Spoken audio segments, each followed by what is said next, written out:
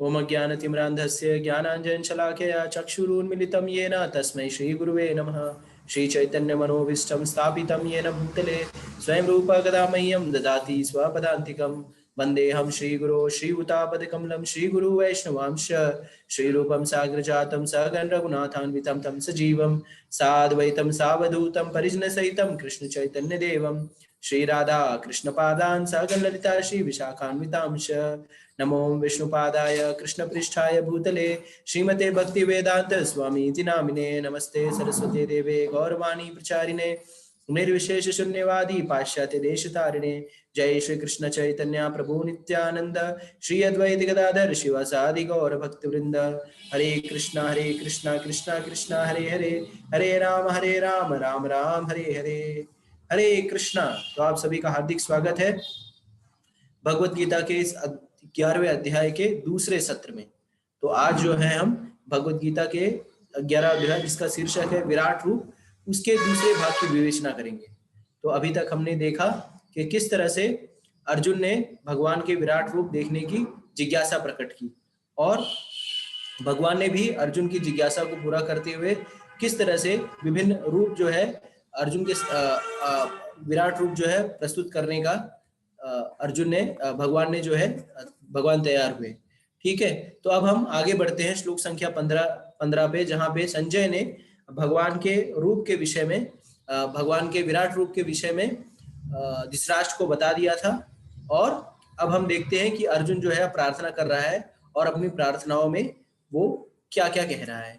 तो जैसा कि आप श्लोक अपने स्क्रीन पे देख पा रहे हैं, अर्जुन उवाच पश्यामि देवस्तादे विग्देहे सर्वस्तथा भूत विशेष संगना ब्राह्मणामीशं कमलानस्त मृषिसं सर्वनुग्रांश दिव्यम। अर्जुन ने कहा, हे भगवान कृष्ण, मैं आपके शरीर में सारे देवताओं तथा अन्य विविध जीवों को एकत्र देख रहा हूँ।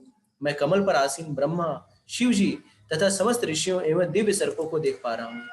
तो यहाँ पे समझने की बात है कि अभी तक जो है संजय ने एक प्रकार से धृतराष्ट्र को विश्वरूप के विषय में बताया। जैसा कि हमने डिस्कस किया था कि संजय विश्वरूप क्यों देख पा रहा था। संजय विश्वरूप इस कारण से देख पा रहा था क्योंकि उस पर किसकी कृपा थी, उस पर थी उनके गुरु व्यासदेव की कृपा थी। और अर्जुन भगवान के विश्वरूप को क्यों देख पा रहे थे, अर्जुन भगवान के विश्वरूप को इस कारण से देख पा रहे थे क्योंकि उनके ऊपर किसकी कृपा थी, उनके ऊपर भगवान श्री कृष्ण की स्वयं कृपा थी। तो ये कृपा क्यों प्राप्त हुई, ये कृपा के कारण जो है दोनों ही, चाहे संजय हो चाहे अर्जुन हो, दोनों जन को भगवान दिव्य दृष्टि प्राप्त हुई और उसके बाद ही वो भगवान का स्वरूप देख पा रहे थे। तो हमने पिछले गत सत्र में देखा था कि किस तरह से भगवान को अगर हमें देखना है तो हमें अपने मन को नहीं बदलना, अपनी दृष्टि को बदलना। और वो दृष्टि कब प्रदान होगी, भगवान की कृपा से, भगवान या गुरु की कृपा से प्रदान होगी। तो अब जबकि अर्जुन जो है, अर्जुन ने रिक्वेस्ट भी किया कि हे भगवान, अगर आप सोचते हैं कि मैं इस रूप को देख पाने का अधिकारी हूं या देख सकता हूं तो आप मुझे ये विश्व रूप दिखाइए। और अर्जुन ने विश्व रूप देखने की लालसा और जिज्ञासा क्यों प्रकट की, तो जैसा कि हमने देखा कि भक्त जो है भगवान के ऐश्वर्य से उनको कुछ लेना देना नहीं होता, वो तो सिर्फ परस्पर रूप से भगवान से अपने दिव्य आदान प्रदान में ही व्यस्त रहते हैं। उनको ही नहीं फर्क पड़ता कि भगवान जो है कितने महान है। जैसा कि हमने ये भी देखा था कि जो वृंदावन के ग्वाल हैं, ग्वाल सखाए माताएं हैं, ये सारे उनको फर्क नहीं पड़ता कि कृष्ण जो है कितने ऐश्वर्यवान हैं। जैसा कि एक बार हुआ था दावानल लीला के समय, जब भगवान ने क्या किया, जब दावानल आग लग गई और उसके बाद सारे बच्चे जो है भयभीत होने लगे कि अब क्या होगा, अब तो ये दावानल जो है पूरे वृंदावन को ही निगल जाएगा। तो भगवान ने क्या किया, सब बच्चों को कहा कि कृष्ण ने जब बाल रूप में थे उन्होंने अपने सब साथियों को कहा कि आप अपनी आंखें बंद करो। और उन्होंने अपनी सारे बच्चों ने आंखें बंद की और भगवान ने क्या किया, उन सारे आग को पी लिया। लेकिन एक बच्चा जो था उसने आंख नहीं बंद की, वो देखता ही रहा। बच्चे हैं कि यार देखते हैं क्या करता है कृष्ण। तो उसने देखा कि सारा जो अग्नि है वो भगवान के मुख में चला जा रहा है। और उसने घर जाके बताया कि माता माता, ये जो तुम्हारा कृष्ण है ना, ये आग पीता है। तो जब इस तरह से भगवान माता को ये पता चला, देवकी मैया को, यशोदा मैया को ये पता चला, तो यशोदा मैया ने उसे हंस करके टाल दिया कि ये बाल कल्पना के हिसाब से बात कर रहा है। तो यहाँ पे अर्जुन पूरी तरह से आश्वस्त है, जैसा कि 10वें अध्याय में पूरी तरह से आश्वस्त हो चुका है जब उसने ये प्रार्थना की, परम ब्रह्मा परम धामम पवित्रम परमम भवाम, कि आप परम पुरुषोत्तम भगवान है और ये परम पुरुषोत्तम भगवान आप हैं, इसकी पुष्टि मैं ही नहीं, इसकी पुष्टि जो है शास्त्र सम्मत भी है, जो देव ऋषि गण है वो भी कह रहे हैं। तो अब यहाँ पे देख रहे हैं कि अब यहाँ पे अर्जुन क्या देख रहा है, अर्जुन यहाँ पे देख रहा है कि इस पूरे ब्रह्मांड की पूरी वस्तु को देख रहा है। वह ब्रह्मांड के प्रथम प्राणी ब्रह्मा को तथा उस दिव्य सर को जिस पर गर्भोदक्षाय विष्णु ब्रह्मांड के अधोतल में शयन करते हैं उसको भी देख रहा है, और वो शेषशय्या के नाग वासुकी को भी देख रहा है। अन्य सर्पों में जैसा कि पहले भी कहा गया है कि सर्पों में भगवान जो है वासुकी हैं।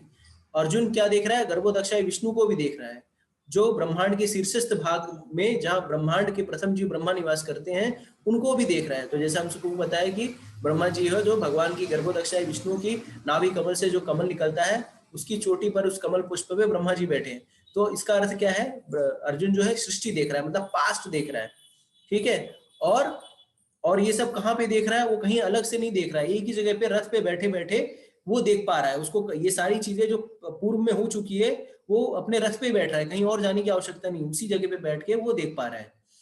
फिर उसके बाद अर्जुन कहता है आगे के श्लोकों में, हे विश्वेश्वर, हे विश्वरूप, मैं आपके शरीर में अनेकानेक हाथ, पेट, मुंह तथा आंखें देख रहा हूं जो सर्वत्र फैले हैं और जिनका अंत नहीं है। आप ना अंत दिखता है न मध्य न आदि। आपके रूप को, उसकी चकाचौंध को देख पाना कठिन है, क्योंकि वह प्रज्वलित अग्नि की भांति अथवा सूर्य के अपार प्रकाश की भांति चारों ओर फैल रहा है। तो भी मैं इस तेजोमय रूप को सर्वत्र देख रहा हूँ जो अनेक मुकुटों, गदाओं तथा चक्रों से विभूषित है। आप परम आदि गेय वस्तु हैं, आप इस ब्रह्मांड के परम आधार हैं, आश्रय हैं, आप अव्यय हैं तथा पुराण पुरुष हैं, आप सनातन धर्म के पालक भगवान हैं, और यही मेरा मत है। तो आप सोचिए यहाँ पे अनेक अनेक शब्द जो है बारंबार प्रयोग हो रहा है। तो ये क्या सूचित कर रहा है कि अर्जुन जिस रूप को देख रहा है उसके हाथ, मुख, पांव की कोई सीमा ही नहीं है, और ये जो रूप है वो सारे ब्रह्मांड में फैला। आप सोचिए, आप इमेजिन करिए, आप इस तरह से ज्ञात ऐसे ऐसे मतलब इमेजिन करिए कि किस तरह से इतने सारे सैकड़ों मुंह होंगे, सैकड़ों हाथ होंगे, सैकड़ों पैर होंगे, और सब कुछ आपको दिख रहा हो। ठीक है, तो ये सब अनेक चीजें अर्जुन को किसकी कृपा से दिख पा रही है, ये अनेक चीजें अर्जुन को एक ही स्थान पर बैठे बैठे भगवत कृपा से ही दिख पा रही है। और ये किसकी अचिंत्य शक्ति है, ये कृपा किसकी अचिंत्य शक्ति है, ये कृपा जो है कृष्ण की अचिंत्य शक्ति है। अर्जुन जो भी देख पा रहा था वो अकथ्य था। तभी तो संजय ने जब धृतराष्ट्र को समझाते हुए उस दर्शन के विषय में, जब भगवान के विश्वरूप के विषय में बता रहा था, तो वो क्या कह रहा था, वो मानसिक रूप से चित्र उत्पन्न करने का प्रयास कर रहा था। और क्या कहता है कि हजारों सूर्य का प्रकाश अगर आए, हजारों सूर्य एक साथ आ जाए तो उतना जितना प्रकाश फैलेगा उतना प्रकाश जो है इस विश्व रूप में दिख रहा था। तो सोचिए कि ये जो संजय जो बता रहे थे रूपक देके, एग्जाम्पल देके कि किस तरह से इतना प्रकाशवान जो है भगवान का रूप है। और हमें ये भी समझना चाहिए कि जब ये इतनी सारी जो घटनाएं, जो पूर्व की घटनाएं, सृष्टि की उत्पत्ति की घटनाएं, अर्जुन कहीं भाग भाग के नहीं देख रहा था, अर्जुन एक ही जगह पे बैठ के देख पा रहा था, उसको दौड़ने की भी आवश्यकता नहीं थी। और ये चीज सिर्फ कृष्ण और अर्जुन अर्जुन देख पा रहा था और भगवान दिखा रहे थे, और दूसरे किसी व्यक्ति को नहीं पता चल रहा था कि वहां पे चल क्या रहा है। क्यों क्यों बाकी लोगों को नहीं पता चल रहा था? इसके लिए कि बाकी लोगों के ऊपर कृष्ण की कृपा नहीं थी, और कृष्ण की कृपा होने के कारण ही अर्जुन जो है ये सारी जो है बहुत अद्भुत अचिंतनीय जो घटनाएं हैं उसको जो है चित्रण जो है अपने सामने देख पा रहा था। बाकी योद्धाओं को क्या लग रहा था कि अर्जुन जो है वो बैठा है और कृष्ण जो है वो खड़े होके कुछ तो बोल रहे हैं, बस इसी तरह से जो है चीजें दिख रही थी। ठीक है, तो इस तरह से हमें समझना चाहिए कि भगवान, अब ये सारी चीजें क्या पुष्ट करती है, ये सारी चीजें ये पुष्ट करती हैं किस तरह से भगवान जो है वो सर्वत्र व्याप्त है और सारी चीजों के उद्गम स्थल है। तो जैसे भगवान कई बार जैसे भगवद गीता में 5वें अध्याय 29 श्लोक में कहते हैं, भोक्ताराम नित्यपसम सर्वलोक महेश्वरम सुहृदम सर्वभूतानाम यत्त्वम शांति रक्षति। तो जब सर्वलोक महेश्वर कह रहे हैं तो सर्वलोक महेश्वर करने से उनका तात्पर्य जब अर्जुन को भी वो दिखाया, सिर्फ बोल नहीं रहे। कई बार हमको लगता है कि सिर्फ बोल रहे हैं अरे मैं, लेकिन उन्हें अर्जुन को प्रत्यक्ष रूप से सारी चीजों की घटनाओं का दर्शन कराया। और इस विश्व रूप में आगे चलकर आप देखेंगे कि अर्जुन को पास्ट, प्रेजेंट, फ्यूचर तीनों चीज दिख रही है। तो ऐसा नहीं है कि खाली वही चीजें दिख रही हैं जो अभी कंटिन्यूअस में चल रहा है। तो आप बताइए कोई ऐसा वस्तु, कोई ऐसा, जैसे हम लोग देखते हैं ना धारावाहिकों में कि कोई ऐसा वो चमत्कारी रहता है, ऐसे उसको मारता है और फिर हमको दिख रहा होता है कि क्या चल रहा है। लेकिन ये ऐसा मिरर है, ऐसा लाइव टेलीकास्ट है जो पीछे का भी टेलीकास्ट कर रहा है। तो इसके पहले जब 4थे अध्याय में भगवान ने जब कहा था कि इमं विवस्वते योगम प्रोक्ता भान अभ्यम विवस्वान मनवे प्राहा मुनि रक्षा कवे अब्रवीत, ये जो भगवत गीता का ज्ञान है मैंने इसके पहले किसको दिया था? मैंने ये ज्ञान जो है पहले सूर्य के देवता विवस्वान को दिया था। तब अर्जुन ने क्या पूछा था कि ऐसा कैसे कह रहे हैं आप और हम तो एक हम उम्र लग रहे हैं, ठीक है, और आप इस तरह से कैसे कहते हैं कि जो है मैंने विवस्वान को दिया। तब उस समय क्या कहा भगवान ने कि मैं अर्जुन ऐसा कभी नहीं रहा है कि मैं नहीं रहा हूं, ऐसा कभी नहीं रहा कि हम दोनों नहीं रहे हैं, और आगे ऐसा कभी नहीं होगा कि हम दोनों नहीं रहेंगे। और फिर हमने देखा कि प्रभुपाद किस तरह से बताते हैं कि जीवात्मा और परमात्मा दोनों क्या है, शाश्वत है। जैसे भगवान भगवद गीता में कहते हैं भी पुष्टि करते हुए, माम वैसे जीव लोके जीव भूते सनातना मना इंद्रियाणी शस्त्राणी प्रतिष्ठानी कर्षति। तो जीवात्मा और परमात्मा दोनों सनातन साथी हैं, दोनों साथ में रहते हैं सदैव। और आत्मा जो है बद्ध होता है, इस कारण से उसका देहांतरण होता है, और परमात्मा जो है उसका कभी देहांतरण नहीं होता। इसी कारण से चौथे अध्याय में भगवान कहते हैं कि जन्म कर्म च मे दिव्यम एवं वेति तत्वतः त्यक्ता देहम पुनर्जन्मा नैति मामिति सो अर्जुन। तो हे अर्जुन, मेरा जन्म और कर्म क्या है, दिव्य है। हमारा देहांतरण होता है क्यों? क्योंकि हम बद्ध है। हम कैसे बंधे हुए हैं? हम प्रकृति के तीनों गुणों से बंधे हुए हैं, सत्वगुण, रजोगुण, तमोगुण। तो भगवद गीता के तीसरे अध्याय के 7वें श्लोक में कृष्ण कहते ही हैं कि प्रकृति क्रियमाणानि गुणे कर्माणि सर्वशा अहंकार विमूढ़ात्मा कर्ता हमिति मन्यते। तो प्रकृति के तीनों के गुणों में बंध करके हम कार्य करते हैं, लेकिन मूर्खतावश हम अपने आप को कर्ता मानते बैठते हैं या सोचते हैं कि मैं कुछ कर रहा हूं। लेकिन इस बद्धावस्था से निकलने का क्या तरीका है? इस बद्धावस्था से निकलने का तरीका है कि हम भगवान की शरण लें। तो कहते हैं कि भगवान कहते हैं 7वें अध्याय में मेरे ख्याल से कि देवी ऐसा गुणमयी मम माया दुरत्या मामेव प्रपद्यन्ते माया मेथाम तरन्ति थे। तो प्रकृति के तीनों गुणों से निकलना वैसे तो दुष्कर है, लेकिन जो कोई व्यक्ति मेरी शरण लेता है वो आसानी से इन प्रकृति के तीनों गुणों को सरपास कर जाएगा, पार कर जाएगा। तो हमें समझना चाहिए कि जो जीवात्मा परमात्मा जो है वो शाश्वत संगी है, लेकिन जीवात्मा का देहांतरण हो रहा है। और इस तरह से वो सारी चीजें जब हमारा देहांतरण होता है तो हमारा जो ये हार्ड डिस्क है, मेमोरी कार्ड है, जिसमें 10-20 जीबी डेटा है, वो यूज होता है, लेकिन भगवान का देहांतरण नहीं होता। इसी के लिए हमें ये समझना चाहिए कि भगवान जो है वो सामान्य पुरुष नहीं है। इसके लिए जो पिछले अध्याय में भगवान कहते हैं ना कि अज्ञानांति मां मूढ़ा मनुष्यम तानुमाश्रिता परम भाव मा जानन्तो मम भूत महेश्वरम। तो जो मूर्ख व्यक्ति हैं, जो मूढ़ व्यक्ति हैं, वो क्या सोचते हैं कि भगवान सामान्य मनुष्य है। तो आप बताइए, आप अपने अपने अपने इच्छा शक्ति से, चिंतन की शक्ति से ये डिसाइड करिए कि क्या कोई सामान्य मनुष्य जो है इस तरह से विराट रूप दिखा सकता है? क्या कोई सामान्य मनुष्य एक ही जगह पे इतने सारे आंख पैर, सारे देवी देवता ऋषिगण सब मनुष्यों को दिखा सकता है? क्या कोई एक सामान्य मनुष्य जो है, क्या वो सृष्टि की जो रचना संरचना पास्ट प्रेजेंट फ्यूचर एक जगह दिखा सकता है? कोई सामान्य व्यक्ति इस तरह से कर सकता है क्या? नहीं कर सकता।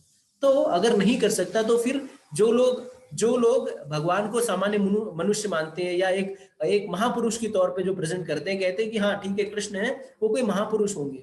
तो क्या जब भगवान इस कथन को कहते हैं कि ऐसे लोग मूर्ख है, तो क्या वो सत्य नहीं कह रहे हैं?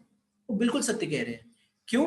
क्योंकि अब आप देखेंगे आगे जब ये विराट रूप, जब इतने सर्वव्यापी भगवान का स्वरूप, जो कि अब सोचिए संजय जो है वो समझा नहीं पा रहे हैं, मतलब धृतराष्ट्र को उनको रूपक देना है, मतलब एग्जाम्पल देके समझाना है, क्योंकि धृतराष्ट्र तो देख नहीं पा रहे हैं। अब एक सोचिए अंधे व्यक्ति को समझाना रहे तो कितना कठिन है।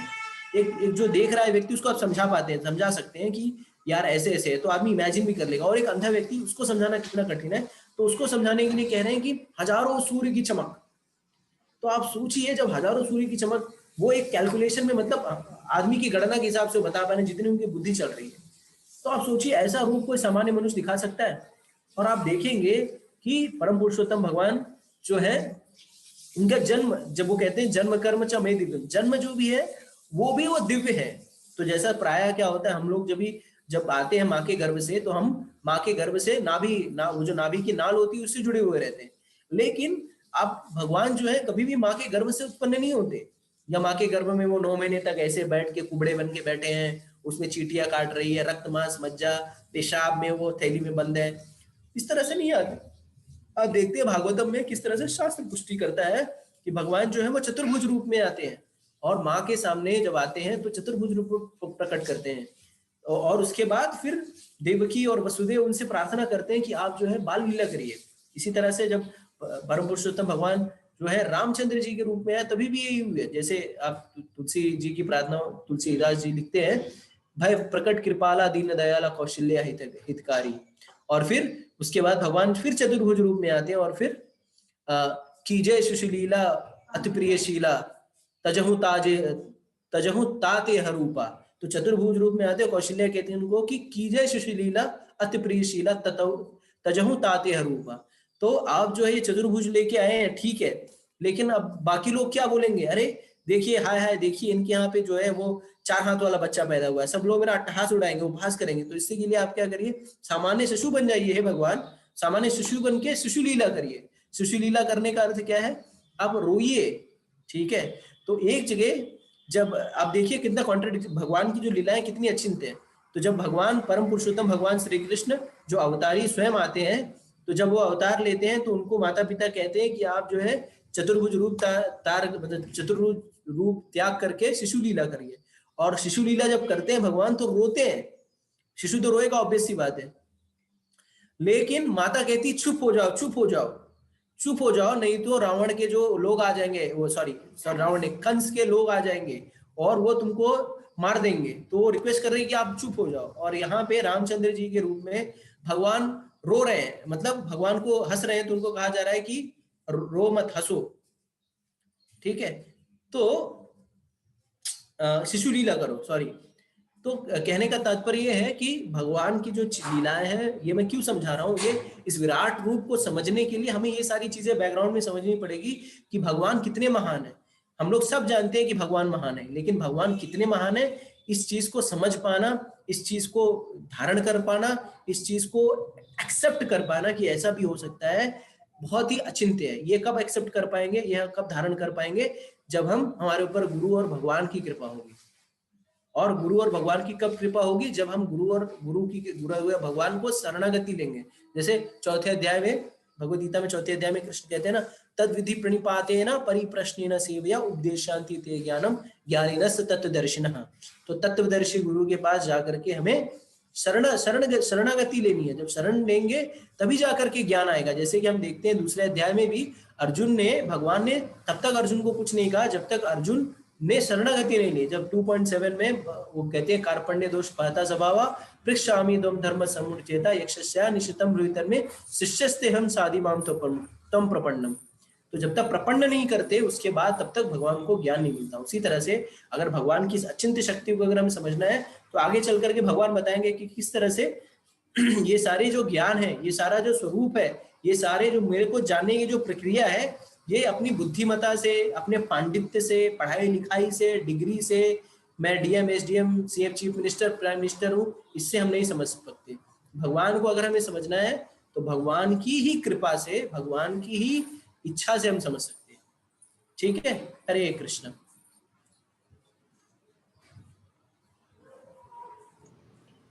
हरे कृष्णा।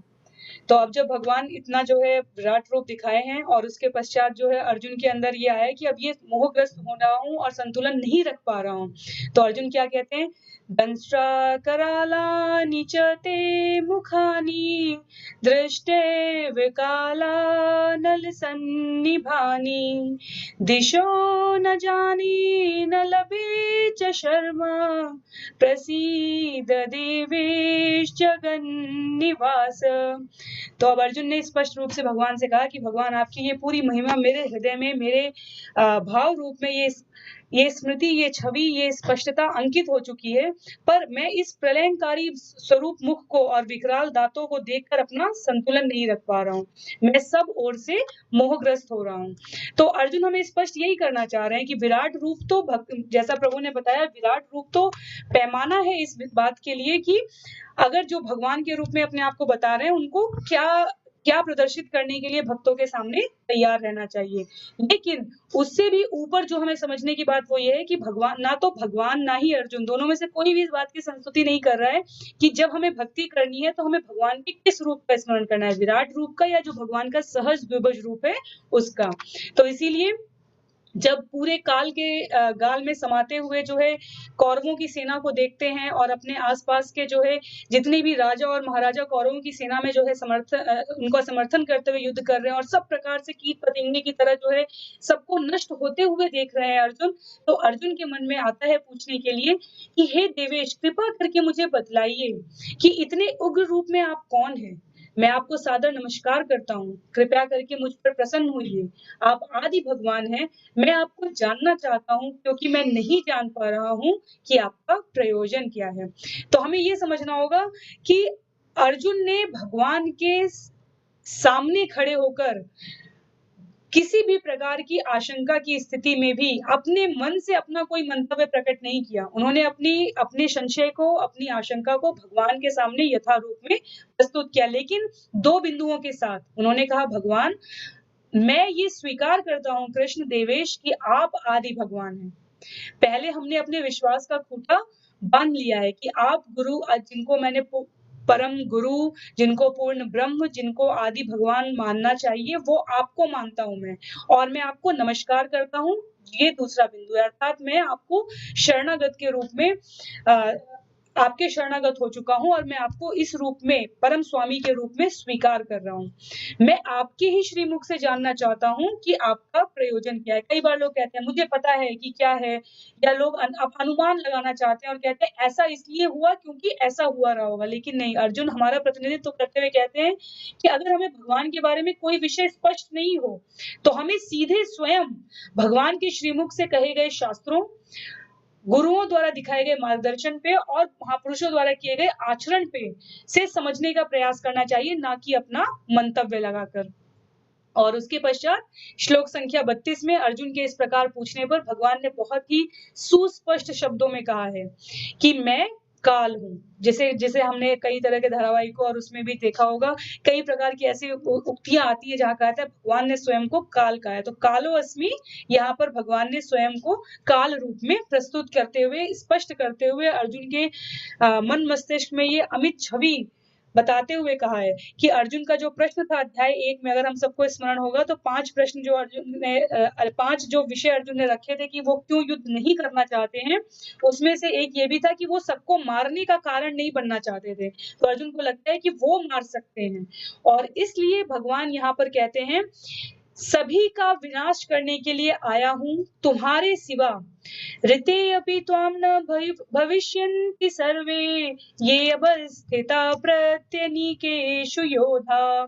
तुम्हारे सिवा दोनों पक्षों के सारे योद्धा मारे जाएंगे। तो अर्थात यहाँ पर भगवान अर्जुन को, और भगवान ने पहले भी स्पष्ट कर दिया है, पर यहाँ पर भगवान लिखित रूप में प्रस्तुत करते हुए कहते हैं कि ये जो युद्ध है, ये मेरी इच्छा से हो रहा है, ये निश्चित है, ये परिणत रूप में, पहले ही व्यवहार रूप में मेरे द्वारा धारण किया जा चुका है। तुम तो केवल इसको निमित्त रूप में आ रहे हो करने का।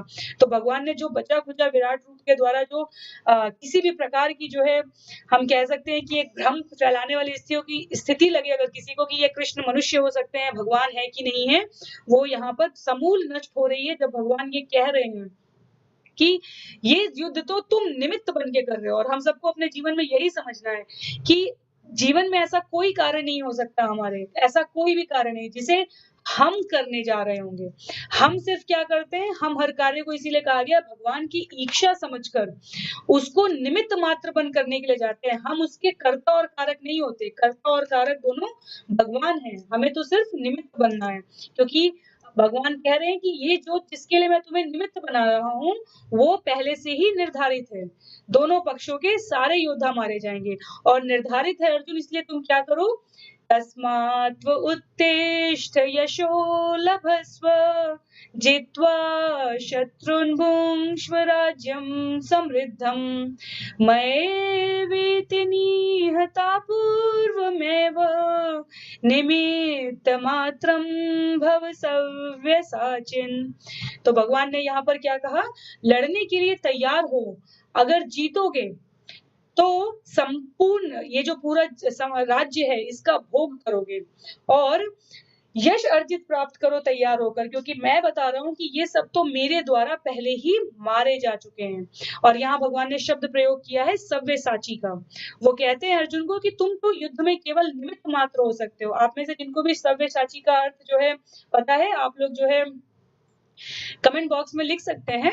तो भगवान ने ये, जैसा कि मुझे बहुत अच्छे से स्मरण है, देवशेखर प्रभु ने बिल्कुल शुरू के अध्यायों में हम लोगों ने कहा था कि भगवत गीता में अर्जुन और भगवान एक दूसरे के लिए जो संबोधन प्रयुक्त कर रहे हैं, वो उस समय के काल और परिस्थिति के उपयुक्त है और उससे वो जो है एक प्रकार का प्रेरणादायक है, एक प्रकार का स्फूर्ति संचालक है कि कौन-सा शब्द कब प्रयोग करना चाहिए। तो सव्यसाची के लिए भगवान क्यों कह रहे हैं? क्योंकि वो कह रहे हैं कि तुम युद्ध क्षेत्र में कुशल योद्धा रह चुके हो।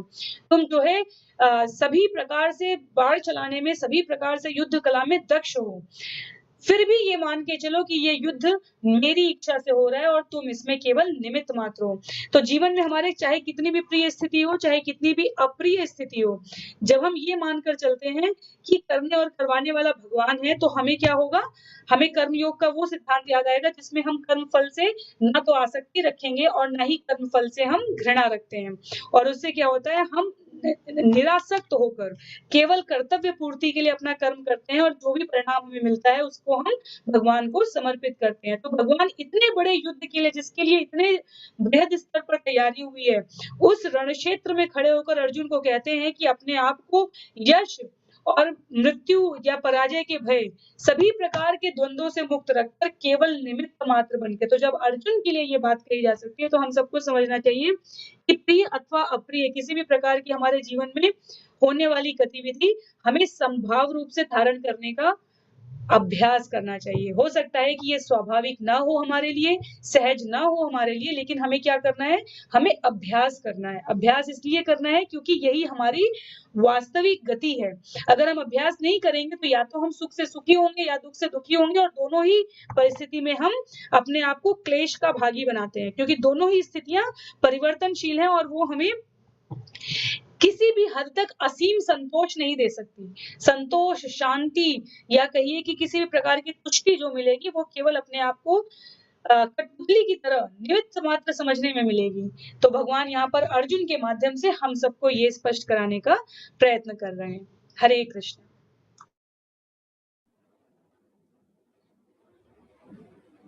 हरे कृष्णा।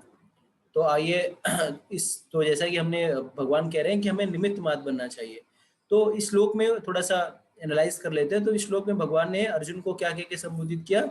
सव्यसाची कह के संबोधित किया। तो सव्यसाची का अर्थ है कि युद्ध भूमि में वो व्यक्ति जो अत्यंत कुशलता के साथ तीर छोड़ सके। और यहाँ पे ये सव्यसाची कह करके भगवान ये भी बताना चाहते हैं कि अर्जुन जो है एक पटु योद्धा है और वो और इतना निपुण है कि वो तीर मारकर अपने विरोधियों को चित्त कर सकता है। निमित्त मात्र का अर्थ है केवल कारण मात्र। यह शब्द भी अत्यंत महत्वपूर्ण है। हमें समझना चाहिए कि संसार जो है भगवान की इच्छा अनुसार गतिमान है। अल्प पुरुष सोचते हैं कि प्रकृति जो है बिना किसी योजना के ही चल रही है और सारी सृष्टि आकस्मिक है। ऐसे अनेक तथाकथित विज्ञानी हैं जो यह सुझाव रखते हैं कि संभवतः ऐसा था, ऐसा हो सकता है, किंतु इस प्रकार के शायद हो सकता है, इस तरह का प्रश्न करते रहते हैं। लेकिन हम सबको जान लेना चाहिए इस विराट रूप को देखने या समझने के बाद कि प्रकृति जो है विशेष योजना के तहत संचालित की जा रही है। और ये योजना क्या है? यह योजना ये है कि इस विराट जगत बद्ध जीवों के लिए भगवान के धाम वापस जाने के लिए एक सुअवसर है। तो ये शरीर, मनुष्य शरीर जो है हमारे लिए एक अपॉर्चुनिटी है इस जन्म मृत्यु जराव्याधि के इस जो दुखों का सागर, इसे बाहर निकलने का एक सुअवसर है। ठीक है, जिससे ये सुअवसर क्यों है? क्योंकि इस मनुष्य शरीर में ही जो है हम इस दुखों के जन्म मृत्यु जराव्याधि 84 लाख के चक्कर से बाहर निकल सकते हैं। और हमें ये भी समझना चाहिए कि जो भी कुछ हो रहा है उसे हमें भगवान की इच्छा समझ लेना है। और भगवान की इच्छा समझ लेना ही एकमात्र जो है ये इस चीज का घोतक है। यही कृष्ण भावना भावित होने का घोतक है और यही जो है कृष्ण चेतना है। ठीक है, जैसे आप देखते हैं कि अपने जीवन में हम बहुत सारे कार्य करते हैं और कई बार हमें विफलता भी प्राप्त होती है, तो हम अपनी विफलता का ठीकरा किसके ऊपर फोड़ते हैं? दूसरे के ऊपर फोड़ते हैं। लेकिन वास्तविकता में हमें जो भी अगर सफलता मिल गई तो भी हमें उसे भगवान की इच्छा समझनी चाहिए, और विफलता भी मिली तो भी हमें भगवान की इच्छा समझनी चाहिए और आगे बढ़ते रहना चाहिए। तो कभी ये सोचना नहीं चाहिएगा कि मेरी विफलता को कोई और कारण है। अगर अपने जीवन में देखें तो हम हर बार जो है अपनी विफलताओं का ठीकरा जो है दूसरों के सर पे फोड़ते रहते हैं कि मैं ये नहीं कर पाया, क्यों? क्योंकि इसने मुझे करने नहीं दिया। मैंने ये नहीं कर पाया, क्यों? स्थितियां विपरीत थी। मैंने मैं ये अचीव नहीं कर पाया क्योंकि कुछ ऐसे कारण थे। तो हमें ये कारण और दोषारोपण करने से कोई लाभ नहीं है। जो भी, जैसे कि जो स्थित प्रज्ञ व्यक्ति रहता है उसे हानि लाभ इससे से कोई दिक्कत नहीं होती। तो जो कृष्ण भावना भावित व्यक्ति रहता है वो अपने आप को निमित्त ही समझता है, उसके साथ जो भी हो रहा है वो जानता है कि अगर उसके साथ अच्छा हो रहा है तो आचार्य हमें बताते हैं कि भक्तों की मनोदशा क्या होती है। तो वो कहते हैं कि जो भक्त है उसका चिंतन इस तरह से होता है, अगर उसके साथ कुछ अच्छा हो तो क्या सोचता है कि भगवान की, वैसे तो मैंने बहुत गलत कार्य किए हैं और मैं इसका अधिकारी नहीं हूँ, लेकिन फिर भी भगवान की असीम अनुकंपा से मैं जो है मुझे कुछ है भौतिक लाभ या कुछ भौतिक आनंद की प्राप्ति हो पा रही है। और अगर किसी भक्त के जीवन में कुछ बुरा हो तो क्या उसकी मनोदशा कैसी होनी चाहिए?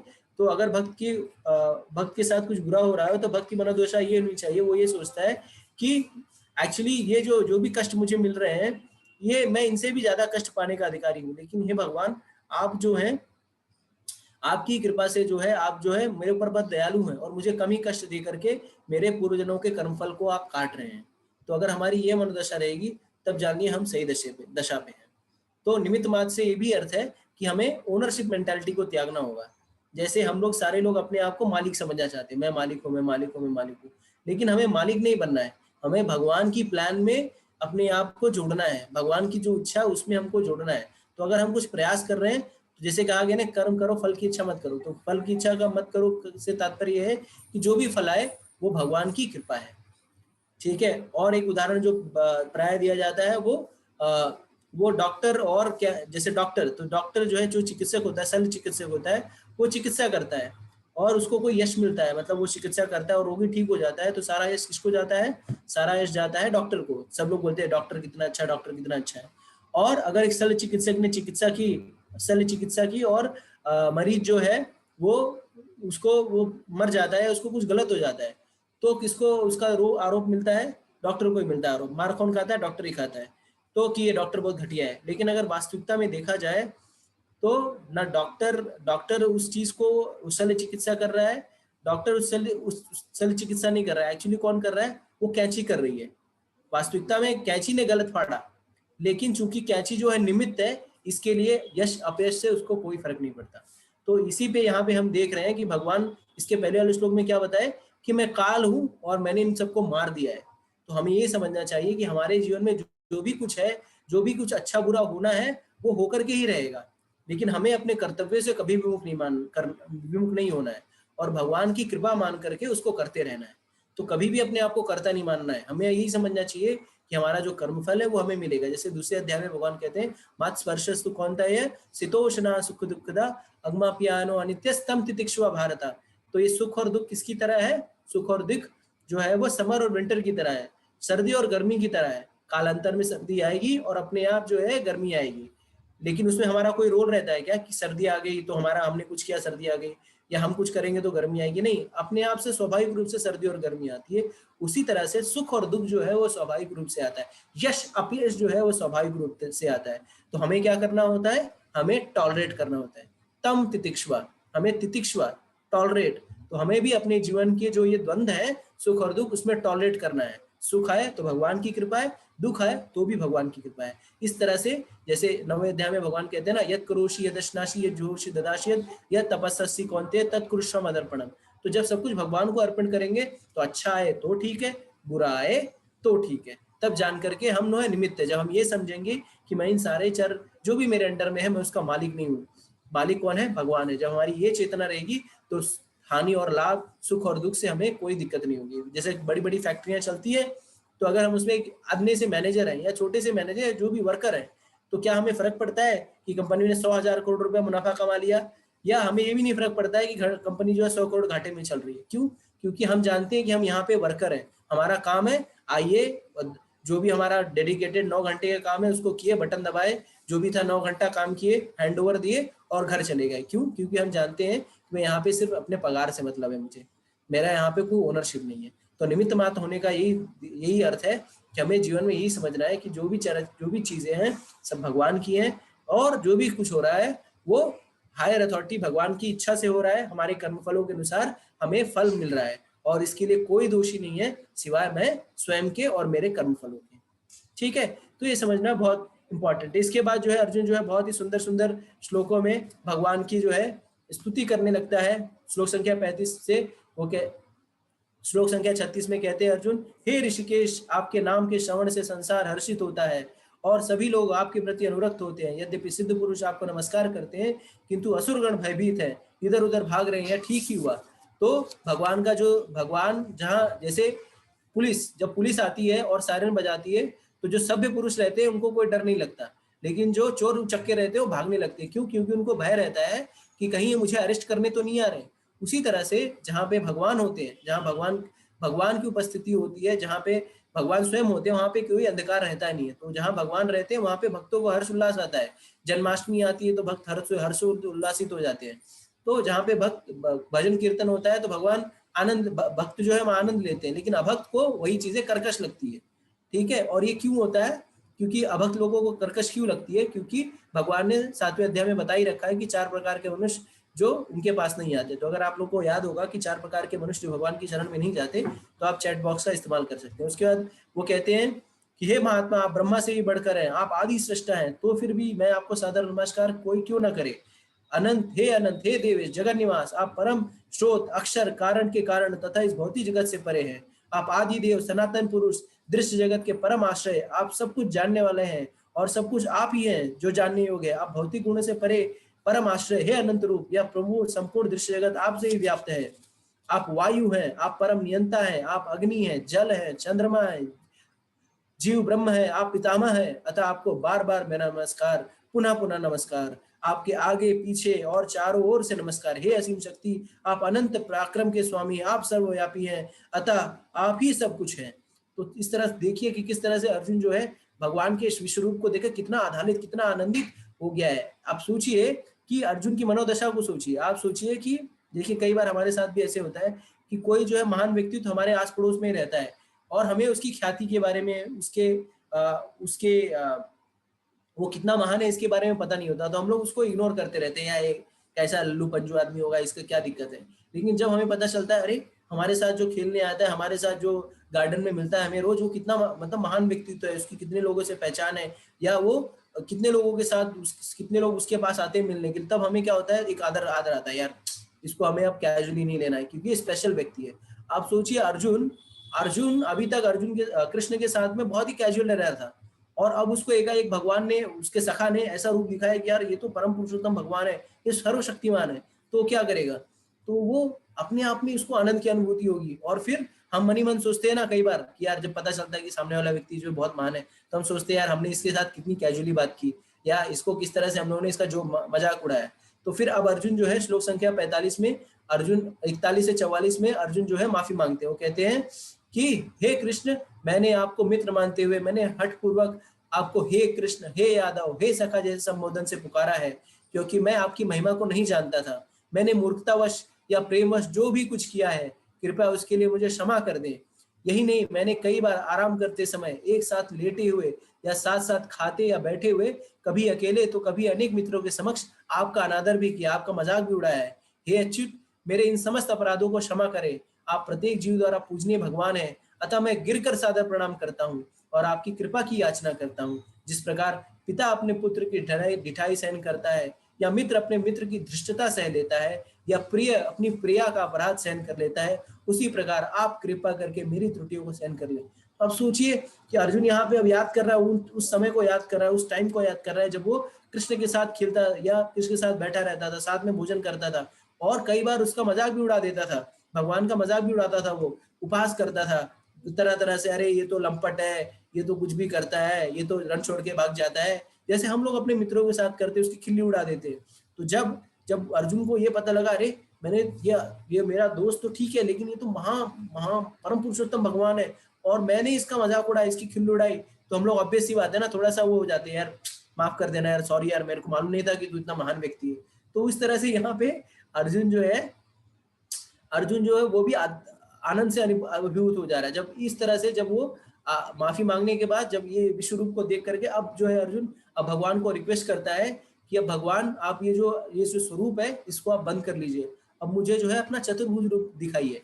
तो अर्जुन कहते हैं, पहले कभी ना देखा गए आपके विराट रूप का दर्शन करके मैं पुलकित हो रहा हूँ, किंतु साथ ही मेरा मन भयभीत हो रहा है, अतः आप मुझे पर कृपा करें। हे देवेश, हे जगन निवास, अपना पुरुषोत्तम भगवत स्वरूप पुनः मुझे दिखाएं। हे विराट रूप, हे सहस्त्रभुज भगवान, मैं आपके मुकुटधारी चतुर्भुज रूप का दर्शन करना चाहता हूँ। आप अपने चारों हाथ में शंख चक्र गदा तथा पद्म धारण किए हुए, मैं उसी रूप को देखने की इच्छा रखता हूँ। तो यहाँ पे अर्जुन अब विश्व रूप देखने की लालसा जो थी उसकी खत्म हो गई। क्यों? क्योंकि इतना विशाल था, विराट था। तो आचार्य हमें बताते हैं कि जो भक्त होते हैं उनको भगवान की इस विराट रूप से कोई लेना देना नहीं होता। क्यों? क्योंकि भगवान का विराट रूप जो है वो क्या है, ये टेम्पररी है, ये आता जाता रहता है। एक्चुअली आचार्यगण से हमें समझ में आता है कि अर्जुन जो है भगवान की भगवत्ता पे, इस पे कोई संदेह नहीं है, रंच मात्र का भी संदेह नहीं है, लेकिन वो आने वाले समय को देख रहा है। आने वाले समय में जैसे कलयुग में भारत एक चीज के लिए जो सुविख्यात है, वो किसके लिए सुविख्यात है, ये अवतारों की फैक्ट्री है। तो यहाँ पे हर 100 किलोमीटर आपको कोई ना कोई व्यक्ति अवतार मिल जाएगा। ठीक है, तो अर्जुन ये क्लैरिफाई कर देना चाहता था कि अगर कोई भी मूर्ख व्यक्ति जो है अपने आप को अवतार कहता है भगवान का, तो उससे हमें यही अनुरोध करना चाहिए कि हे अवतार महोदय, हे फला फला व्यक्ति के अवतार जो भी हो, आप विराट रूप दिखाइए।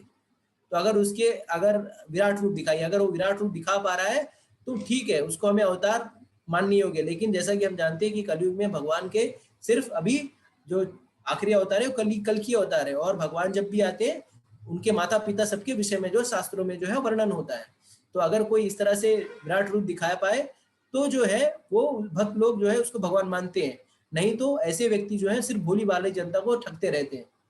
ठीक है, अगर वो विराट रूप नहीं दिखा पा रहा है तो उसको कहिए कि चतुर्भुज रूप दिखाइए। ठीक है, तो इस तरह से भगवान के नारायण स्वरूप को अर्जुन यहाँ पे देखना चाहते हैं। फिर अब श्लोक संख्या 47 में जो है, श्लोक 47 से 49 में हम ये समझते हैं किस तरह से भक्ति के द्वारा हम ही भगवान के स्वरूप को समझ पा रहे हैं। तो भगवान कहते हैं श्लोक संख्या 27 में, हे अर्जुन, मैंने प्रसन्न होकर अपनी अंतरंगा शक्ति के बल पर तुम्हें इस संसार में अपने इस परम विश्व रूप का दर्शन कराया है।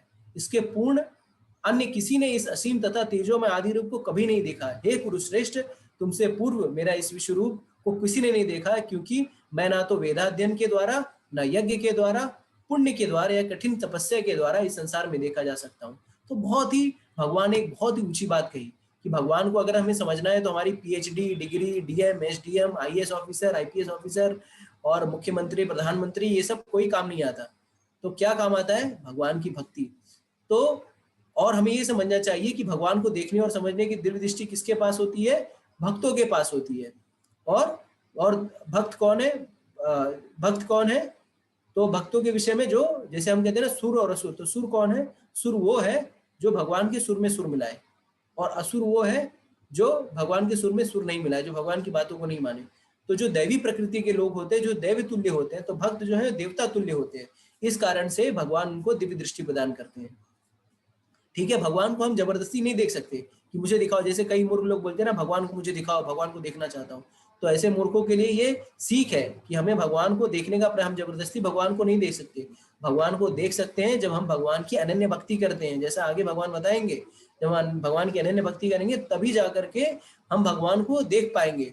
और जब हम भक्ति करेंगे तब हम भगवान हमें जो है वो अपनी दिव्य दृष्टि प्रदान करेंगे। ऐसा नहीं कि हम बहुत दान करें, तपस्या करें, वेदाध्ययन करें तो भगवान को हम समझ जाएंगे। नहीं, भगवान को हम भगवान की ही कृपा से समझ सकते हैं। ठीक है, और इसके बाद फिर क्या कहते हैं? अर्जुन को भगवान अपना जो है चतुर्भुज रूप दिखाते हैं। और फिर उसके बाद अर्जुन जब है श्लोक संख्या 51 में कहते हैं कि अब जब अर्जुन कहते हैं, हे जनार्दन, आपके इस अति सुंदर फिर चतुर्भुज रूप दिखाने के बाद जो है भगवान जो है अपना द्विभुज रूप दिखाते हैं। तो ये दो भुज रूप दिखाने के बाद भगवान कहते हैं कि हे अर्जुन, ये जो मेरा चतुर्भुज रूप है ये तो बहुत ही दुर्लभ है, लेकिन ये जो द्विभुज रूप है उसको भी लोग नहीं देख पाते। इसको भी देवी देवता इत्यादि लोग ये देखने के लिए जो है बहुत ही लालायित रहते हैं। ठीक है, तो समझना चाहिए कि भगवान के भक्त जो है वो भगवान के चतुर्भुज रूप या भगवान के विश्व रूप से आकर्षित नहीं होते। भगवान के भक्त जो है वो भगवान के जो है जो श्याम सुंदर जो रूप है उसकी प्रति ही आकर्षित होते हैं। और ये श्याम सुंदर रूप देखने के लिए कौन लोग आते हैं? देवी देवता तक आते हैं। जैसा कि हम देखते हैं जब भगवान जो अवतार लेते हैं चतुर्भुज रूप में, तो भगवान के अवतरण के समय सारे देवी, भागवतम में इसका वर्णन आता है किस तरह से सारे देवी देवता, ब्रह्मा इत्यादि जो है भगवान को देखने के लिए इस धराधाम पे आते हैं। ठीक है, और भगवान का इतना अलौकिक रूप होता है कि हम जो इस पे स्वतः ही स्वाभाविक रूप से आकर्षित हो जाते हैं। तो भगवान का नाम क्या है? कृष्ण। तो कृष्ण का अर्थ ही है सर्व आकर्षक। तो हमें समझना चाहिए कि जब परम पुरुषोत्तम भगवान जो है वो कुछ भी कर सकते हैं, तभी तो पहले उन्होंने अर्जुन को विश्व रूप दिखाया, फिर चतुर्भुज रूप दिखाया। चतुर्भुज रूप में भगवान ने क्या धारण कर रखा है? शंख चक्र गदा पद्म। तो ये चार चीजें धारण कर रखी है। उसके बाद फिर अपना त्रिभंग स्वरूप, दो भुज स्वरूप जो है वो दिखाया। और आचार्य हमें बताते हैं कि ये दो भुज रूप जो है, ये श्याम सुंदर जो रूप है, ब्रह्मा जी भी इसकी पुष्टि करते हैं ब्रह्म संहिता में। वेणुम कर्णंत अरविंद दलायताक्षम परावतम सिताम्बुद सुंदरांगम कंदर्प कोटि कमनीय विशेष शोभम गोविंदमादि पुरुषम तमहम भजामि। तो भगवान का ये जो स्वरूप है, ये कंदर्प कोटि कमनीय विशेष शोभम। तो ये जो जैसे इतने सारे अगर कंदर्प कोटि अगर वो आ जाए कामदेव, तो उनसे भी ज्यादा सुंदर जो है भगवान, इतनी सुंदर है, इतनी सुंदर है। तो वो रूप जो है अर्जुन को दिखाते हैं और फिर कहते हैं कि ये भी बहुत रेयर है। ठीक है, एक्चुअली ये जो आचार्य में बताते हैं, यही जो दो भुज स्वरूप जो है वही भगवान का असली रूप है, जिसमें वो गोलोक वृंदावन में निवास करते हैं और अपने भक्तों के साथ आदान प्रदान करते हैं। भगवान का जो विराट रूप है, ये जो विराट रूप है, ये विराट रूप जो है क्षणिक है, और ये जो चतुर्भुज रूप है वो वैकुंठ में होता है। जहाँ पे अगर आप देखेंगे वैकुंठ जगत में जो है सारे जो भगवान और भगवान के अनुयायी सारे जो है वो चतुर्भुज रूप में रहते हैं। और अगर भागवतम आप देखेंगे तो शंख चक्र गदा पद्म, तो ये जो श्रृंखला है ये भी अलग अलग चलती रहती है। कभी जो है शंख के साथ में रहता है, राइट में रहता है, कभी शंख लेफ्ट में रहता है। तो ये इस तरह से ये चेन भी चेंज होते रहती है। लेकिन सबसे समझने वाली बात है कि ये सब कर पाना क्या एक सामान्य मनुष्य के लिए संभव पॉसिबल है? नहीं, ये कभी भी पॉसिबल नहीं है। ये सामान्य मनुष्य जो है कभी नहीं कर सकता। ठीक है, तो इस तरह से जो है भगवान ने विश्व रूप दिखाया, चतुर्भुज रूप दिखाया, और सारे अर्जुन की प्रसन्नता के लिए फिर पुनः अपने द्विभुज रूप को अर्जुन के सामने प्रकट किया। और ये सब कहाँ किया? ये सब प्रकट किया उसी कुरुक्षेत्र के युद्ध स्थल पर, उसी जगह पे जहाँ पे अर्जुन बैठे हैं और कृष्ण खड़े हैं। तो ये सारी चीजें सिर्फ अर्जुन ही देख पा रहे हैं और कृष्ण उनको दिखा रहे हैं, बाकी सब लोग को वहां पे कुछ नहीं दिखाई दे रहा है। ठीक है, अब आगे देखते हैं। भगवान आगे के 2-3 श्लोकों में भगवान ये पुष्ट करते हैं किस तरह से हम भगवान को समझ सकते हैं, देख सकते हैं, जान सकते हैं। हरे कृष्ण। हरे कृष्णा। तो जैसा कि प्रभु ने बताया, हमने जो है सुंदर शब्दों में ये विराट रूप केवल हमारे लिए इस बात का दर्शन मात्र नहीं है कि भगवान अपने भगवान होने की प्रामाणिकता को स्थापित करे, ये हमारे लिए इस बात का भी है कि हमारी योग्यता किस स्तर की है। जैसा प्रभु ने बताया, हमारी योग्यता अर्जुन के स्तर पर पहुंचने की, उस प्रकार से विषय को समझने की, भगवान के बारे में उस प्रकार से अपने आप को समर्पित करने के स्तर की है कि नहीं। तो भगवान को लगा कि पूरे विराट रूप का, जैसे हर अध्याय के अंत में कुछ श्लोक होते हैं जो हमें ये स्पष्ट कर देते हैं कि सभी प्रकार का ज्ञान, सभी प्रकार की व्यवहारिकता, सभी प्रकार का जो मंतव्य है वो जानना आवश्यक है, लेकिन मानना अंत में क्या है कि भक्ति हमारे लिए परम श्रेष्ठ है, क्योंकि वही सबसे ज्यादा व्यवहारिक है। तो अब इतना सब कुछ सुनने के बाद भय हो गया, रोमांच हो गया, मैं काल हूँ, मेरे में अनंत स्वरूप है, दर्शन है। अर्जुन ने कहा मैंने आपको स्वीकार भी कर लिया। तो प्रश्न ये आया कि करना क्या है? जैसे पूरा सारांश मिल गया हमें, लेकिन उसके बाद श्लोक संख्या 54 में भगवान ने कहा कि भक्त्या त्वम् अनन्या शक्य अहम एवं विधो अर्जुन ज्ञातुम दृष्टुम च तत्वेन प्रवेष्टुम च परन्तप। तो श्लोक संख्या 54 और 55 में भगवान दो महत्वपूर्ण प्रश्नों का उत्तर, जो पहले भी दिया जा चुका है, पहले के अध्यायों में भी हमने इस पर चर्चा की है और हमने इसे समझने का प्रयास किया है, लेकिन भगवान यहाँ पर उसकी पुनरावृत्ति कर रहे हैं एक प्रकार से संक्षिप्त रूप में। क्या कह रहे हैं भगवान? हे अर्जुन, केवल अनन्य भक्ति द्वारा मुझे उस रूप में समझा जा सकता है जिस रूप में मैं तुम्हारे समक्ष खड़ा हूँ, और इसी प्रकार मेरा साक्षात दर्शन भी किया जा सकता है। केवल इसी विधि से तुम मेरे ज्ञान के रहस्य को पा सकते हो। तो भगवान क्या कह रहे हैं यहाँ? भगवान कह रहे हैं, दो प्रश्न है। पहला, भगवान को कैसे प्राप्त करा जाए? तो श्लोक संख्या 54 में भगवान इसका उत्तर देंगे। भगवान कहते हैं केवल अनन्य भक्ति के द्वारा। अनन्य भक्ति का अर्थ क्या हुआ? न अन्य, कोई और अन्य नहीं, कोई और मार्ग नहीं। अगर हमें दिल्ली से कन्याकुमारी जाना है, दिल्ली से जो है उदाहरण के लिए, तो हम वहां से डायरेक्ट फ्लाइट लेकर जाना चाहते हैं कि हम पहले दिल्ली से किसी और राज्य में गए, फिर उस राज्य से किसी और राज्य में गए, फिर हैदराबाद से फ्लाइट ली और फिर कन्याकुमारी गए। इस प्रकार का व्यवहार करना चाहते हैं अपने जीवन में, तो उसे अनन्य भक्ति नहीं कहा जाएगा। आज हमने इनकी पूजा उपासना कर ली क्योंकि आज हमें जीवन में सुखी और समृद्ध होने के लिए ये चाहिए था। कल हमने किसी और की कर ली क्योंकि वो भी तो उनकी करते हैं। फिर परसों हमने और आगे बढ़ी, उनकी कर ली और कहेंगे क्या अंत में, अरे ये सारे रास्ते ऐसे जुड़ते भगवान तक जा रहे हैं, तो कभी ना कभी भगवान तक हम पहुंच जाएंगे। तो इससे क्या हो रहा है, इससे हम अपनी यात्रा को और दीर्घ करते जा रहे हैं और भगवान कह रहे हैं कि वो हमारे वैसा करने से हम भगवान के ज्ञान के रहस्य को नहीं पा सकते। क्यों? क्योंकि जब समर्पण होता है तो वो 100% होता है। ऐसा नहीं है कि हम सकाम कर्म भी करते रहें और भक्ति भी करते रहें। ये संभव नहीं है अगर हम अनन्य भक्ति की श्रेणी में पहुँचना चाहते हैं। और भगवान यहाँ स्पष्ट कर देते हैं कि जीवन का जो लक्ष्य होना चाहिए वो अनन्य भक्ति के श्रेणी, अनन्य भक्ति करते हुए उन भक्तों की श्रेणी में पहुँचना चाहिए जिन्हें अनन्य भक्ति करते हुए शुद्ध कहा जाता है। और उस श्रेणी में पहुँचने के बाद ही भगवान कहते हैं कि मेरा साक्षात दर्शन भी किया जा सकता है। उसके पश्चात अगले श्लोक में आएगा। अब तो भगवान ने यहाँ पर कह दिया, तो अगले श्लोक में क्या आएगा? अब ये होगा कि अनन्य भक्ति कैसे करें? अभी भगवान ने कहा ये सब कुछ जो तुमने देखा, चर्चा किया, अपना अपना संस्मरण के रूप में मुझे सुनाया, अपने भावों को मेरे सामने तुमने जो है उद्वेलित हुए, रोमांचित हुए, आश्चर्यचकित हुए और मेरे इस प्रभाव और प्रकाश रूप को तुमने और ये सब कुछ समझा। ये सब कुछ कैसे समझे? क्योंकि तुम मेरे अनन्य भक्त हो। तो हम सबके अंदर अगली जिज्ञासा क्या आएगी, जो हम पहले भी सुन चुके हैं, लेकिन भगवान उसे पुनः कहते हैं कि अनन्य भक्त कैसे बना जाए? कैसे बना जाए? मत कर्म कृत मत परमो मत भक्त संग वर्जित निर्वैर सर्वभूतेषु यः स मामेति पांडव।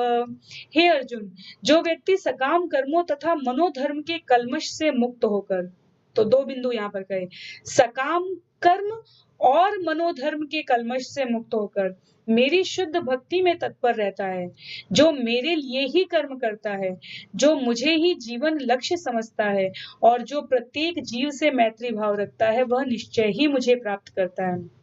तो यहाँ कुछ एक जो ये अंतिम श्लोक है, जैसा प्रभु ने कहा, उनमें भगवान ने ये स्पष्टता कर दी कि विराट रूप मेरा प्रभाव समझने के लिए पर्याप्त है, ताकि जो है अर्जुन को जो है आवश्यकता अनुसार प्रेरणा मिल सके, आवश्यकता अनुसार उसे लगे कि वो जिस उद्देश्य के लिए यहाँ खड़ा है या जो मैं उससे कह रहा हूँ वो वास्तव में उसका पालन करने के लिए प्रेरित हो सके। वास्तव में अर्जुन जो है लोगों को बता सके कि जिन्हें भगवान कहा जाए, जो स्वयं को भगवान कहलाना चाहे, उनके अंदर क्या योग्यता होनी चाहिए, किस प्रकार का उनको जो है अपना जो है लीला विस्तार दिखाना पड़ेगा। और इन सबको जानने के बाद सार बात यही है कि लोग कहेंगे अर्जुन को ही क्यों दर्शन हुए, किसी और को नहीं क्यों दर्शन हुए? आप में से भी बहुतों का ये प्रश्न हो सकता है। इसलिए हुए क्योंकि वो अनन्य भक्त था। तो हमारी स्वाभाविक जिज्ञासा है कि अनन्य भक्त कैसे बने? तो यहाँ भगवान ने 5 या 6, आप जिस प्रकार देखना चाहें, वो यहाँ पर भगवान ने लक्षण बताए हैं। सकाम कर्म तथा मनोधर्म। सकाम कर्म जो हमने एकदम शुरू में कहे थे, हमें काम में भी आसक्ति रहे और काम के परिणाम में भी आसक्ति रहे। किस प्रकार का कर्म करना चाहिए हम चुन के करेंगे। अगर हमें मंदिर में सेवा करने के लिए मिलती है तो हम झाड़ू नहीं लगाएंगे, बर्तन नहीं धोएंगे, भक्तों को प्रसाद जो दिया गया है जूते ढंग से रखने का काम नहीं करेंगे। हम हो सकता है कि जो उन्नत कार्य समझा जाए, जिसमें प्रसिद्धि मिले, जो हमारे तथाकथित व्यवहारिक ढंग से हमें लगता है कि ये जो है ज्यादा हमें यश देगी, तो वो हमारा कहने के लिए वो मंदिर की सेवा हो जाएगी, लेकिन तो भी वो हमारे सकाम कर्म में आ जाएगी, क्योंकि हम कर्म फल की अभिलाषा से कर्म कर रहे हैं। जबकि भगवान कहते हैं, हमारा तो शास्त्र ऐसा रहा है कि गिलहरी के योगदान को भी हमारे शास्त्रों ने याद किया है। जो सेतु बनाने के लिए भगवान राम की लीला में गिलहरी ने ला-लाकर वो जो है बालू डाल रही थी, वो इस कहानी हम सबको पता है। तो भगवान की धाम में, भगवान की सेवा करने में और भगवान की लीला में किसी भी प्रकार का सहायक बनने में, चाहे कितना भी छोटा योगदान हो हमारा, वो कमतर करके भगवान के सामने नहीं आका जाता। लेकिन अगर उस परिणाम के फल में हमारी आसक्ति है, तो हम वो सकाम कर्म की श्रेणी में शास्त्र कहते हैं कि रखे जाते हैं और हम जो है फिर सकाम कर्म के भाव से जो है प्रभावित समझे जाएंगे। दूसरा शब्द प्रयोग हुआ है मनोधर्म के कलमश से, जो मेरा मन किया वही धर्म है। मनोधर्म, हम अपने अपने मन के अनुसार, आज आज मन सुखी है, आज मन दुखी है, इससे मन खुश है, उससे मन दुखी है, इसको हमने अच्छा बता दिया क्योंकि उसने मेरे साथ अच्छा किया, वो अच्छा होके भी बुरा हो गया क्योंकि उसने मेरे साथ कड़ाई से व्यवहार किया, रूखा व्यवहार किया, तीखा व्यवहार किया, जिस भी तरह के शब्द प्रयोग करना चाहें वो। तो ये मनोधर्म के कलमश से, मनोधर्म और सकाम कर्म को भक्ति के मार्ग में कलमश कहा गया है। कलमश का अर्थ होता है कि जो अवांछित तत्व होते हैं वो कलमश हो गया। एक तरीके से वो हमारे पाप प्रवृत्ति को, हमारे तमोगुण को बढ़ाते हैं, तो हमें उनसे मुक्त होने का प्रयास करना चाहिए।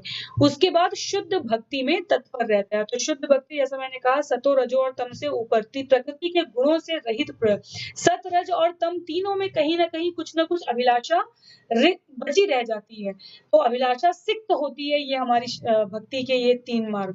लेकिन शुद्ध भक्ति जब वो होती है, जैसी प्रभु की इच्छा, जिसमें उनको हम सिर्फ अपना सारा कर्म प्रभु को समर्पित करते हैं, जो मेरे लिए ही कर्म करता है, शुद्ध भक्ति में तत्पर रहता है और मेरे लिए ही कर्म करता है। हम विद्यार्थी हैं, तो हम सबसे अच्छी प्रकार से विद्या अर्जन करने का प्रयास करेंगे, लेकिन उसका जो परिणाम आएगा, वो हम भगवान को समर्पित करेंगे। हम जो है व्यवसाय में हैं, हम बैंकर हैं, हम बिज़नेस करते हैं, हम कॉर्पोरेट में काम करते हैं, हम सरकारी नौकरी करते हैं, हम घर में काम करते हैं, हम परिवार का संचालन करते हैं। जिस भी प्रकार का कर्म है, हम ये समझें कि ये हमारी ज़िम्मेदारी है। आखिर जीव कर्म तो करेगा ही, ये विषय बहुत विस्तार में लिया गया, लेकिन मेरे लिए ही कर्म करता है। भगवान, सुबह उठ के आपको हमने प्रणाम किया, दंडवत किया, आपकी अर्चना की, माला किया और हम ये कह रहे हैं कि दिन भर की गतिविधियाँ आपको समर्पित हैं।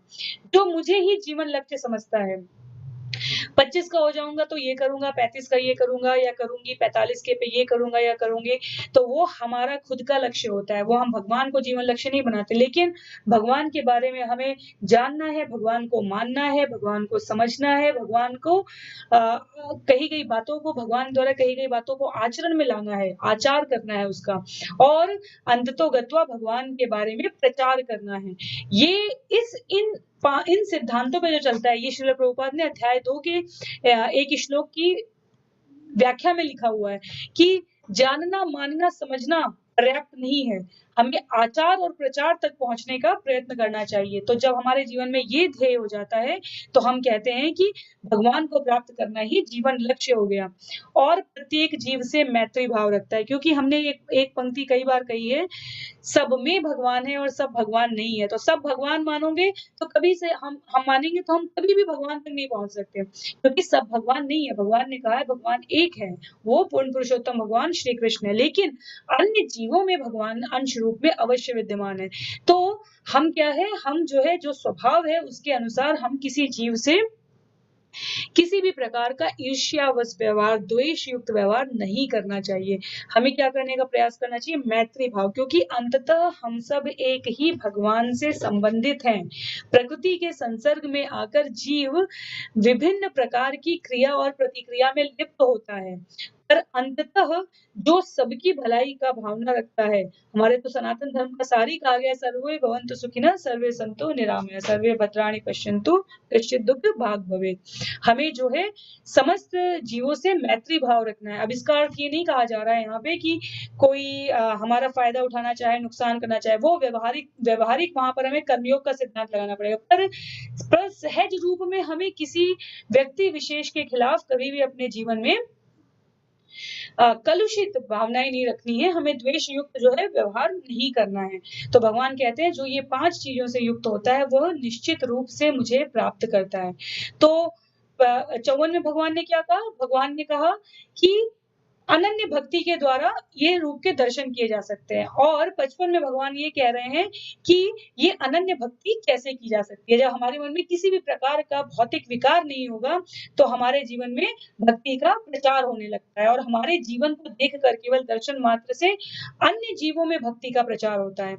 कहा जाता था हरिदास ठाकुर जिस गांव, नगर और राज्य से निकल जाते थे, वहां उनके हरिनाम के जो भी व्यक्ति उनके संसर्ग में आते थे, उनके संगति में रहते थे, उनके रोम रोम से स्वतः कृष्ण भक्ति प्रकट होने लगती थी। तो इस प्रकार से जो है ये आज का हमारा सत्र जो है यहाँ पर समाप्त होता है, और ये जो है अध्याय 11 विराट रूप की यहाँ पर हम जो है पूर्णाहुति करते हैं आज के इस सत्र के लिए। हरे कृष्ण।